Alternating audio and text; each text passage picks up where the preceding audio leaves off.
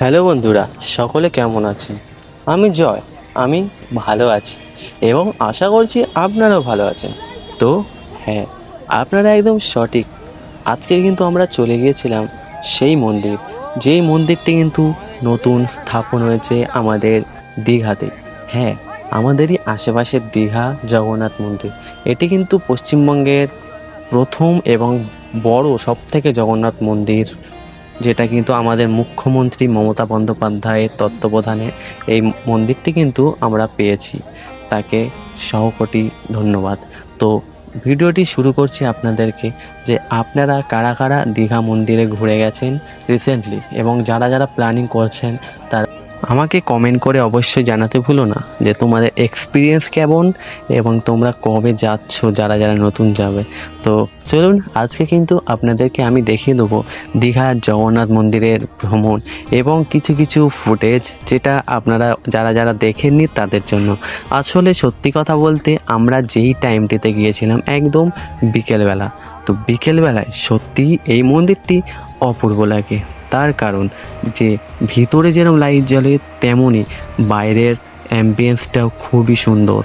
তো দেখতেই পাচ্ছেন ভিতরে এবং বাইরের অ্যাম্বিয়েন্সটা কীরকম, এবং পাশে এইরকম কিন্তু কিছু আর্টিফিশিয়াল নদী টাইপের বা পুকুর টাইপের যাকে বলা হয়, সেখানে কিন্তু পদ্ম ফুলের চাষ করা হচ্ছে। এবং আজকের দিনে কিন্তু মোটামুটি কিছু লোকের ভিড় ছিল, তেমন একটা ছিল না যতটা কিছুদিন আগে আমরা দেখেছি। তেমন একটা এক্সপেকটেশন ছিল না যে আমরা কিন্তু এসে এতটা খালি দেখতে পারবো। তো হ্যাঁ, জগন্নাথের কৃপায় আজকে আমরা ভেতরে এসেছি এবং আজকে আমরা দীঘায় ভ্রমণ করতে আসি।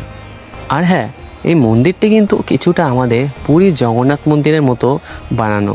হ্যাঁ, তো আপনারা যারা যারা জগন্নাথ মন্দির পুরী ধামে যারা যারা যেতে পারেন না, তারা এই আমাদের আশেই পশ্চিমবঙ্গের মধ্যে এই দীঘা জগন্নাথ মন্দিরটিতে কেন ভ্রমণ করছেন না? আপনারা আসুন, এবং এই মন্দিরের সৌন্দর্যতা আপনাকে মুগ্ধ তো অবশ্যই করবে। হ্যাঁ, আপনারা তো দেখতেই পারছেন যে আমি কিন্তু কথাই বলছি না, সত্যি এই সৌন্দর্যতা সবাইকে মুগ্ধ করবে। তো আমরা জাস্ট বাইরের ভিউটা আপনাদেরকে দেখাচ্ছি, খানিকটা পরে আমরা কিন্তু ভিতরে গিয়ে আপনাদেরকে পুরোটা দেখাবো যে কীরকম আমাদের ভিতরের অ্যাম্বিয়েন্স। এবং সত্যি এখানে হয়তো ততটা ভিড় ছিল না, কিন্তু ভিতরেটা যেতে আমরা হয়তো জগন্নাথকে দর্শন করেছি, কিন্তু আপনাদেরকে বা আমি যে ভিডিওটি করেছি ওটাতে অতটা স্পষ্ট বোঝা যাচ্ছিল না। তার জন্য আপনাদের সকলের কাছে আমি ক্ষমা চেয়ে নেবো। তো আমি সেটি আগে থেকে আপনাদেরকে জানিয়ে রাখছি। আপনারা শুধু এই মুহূর্তে এই লাইটিং যেটি আমাদের মন্দিরের সাথে আছে, শুধু আপনারা সেটা দেখুন। আর কথা বলতে বলতে কিন্তু আমরা চলে আসলাম মন্দিরের ভিতরে। ভিতরটি একদম সুন্দর ছিল, যেটা আপনারা না দেখলে সত্যি বিশ্বাস করবেন না, কারণ মন্দিরটি তো নতুন নতুন তৈরি হয়েছে।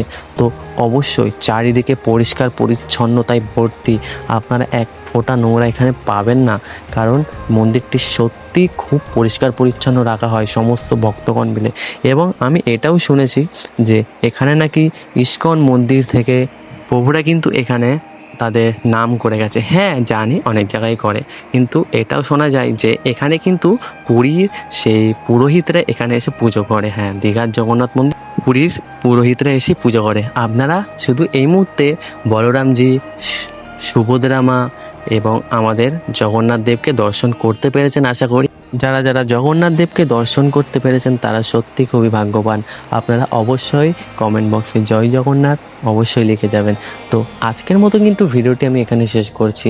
আশা করছি আপনাদেরকে দীঘার এই জগন্নাথ মন্দিরটি আমি পুরো ডিটেলসের সাথে আপনাদেরকে দেখাতে পারলাম। বাইরের অ্যাম্বিয়েন্স এবং ভিতরের অ্যাম্বিয়েন্স সম্পর্কে সব কিছু ধারণা দিতে পারলাম। এবং আপনারা যারা যারা এসেছেন এবং যারা যারা আসতে চান তারা তারা আসুন, এবং যারা যারা এসেছেন তারা কমেন্ট করে জানাবেন যে আপনাদের কেমন লেগেছে নতুন এই দীঘার জগন্নাথ মন্দিরটি। তো আমি জয়, আপনাদের সাথে দেখা হবে কোনো আরেকটি নতুন ভিডিওতে, কোনো এক নতুন ব্লগ ভিডিওতে। তো আপনারা ভালো থাকবেন এবং আমিও ভালো থাকবো। সকলকে জানাই ধন্যবাদ ভিডিওটি দেখার জন্য, আপনাদের সকলকে।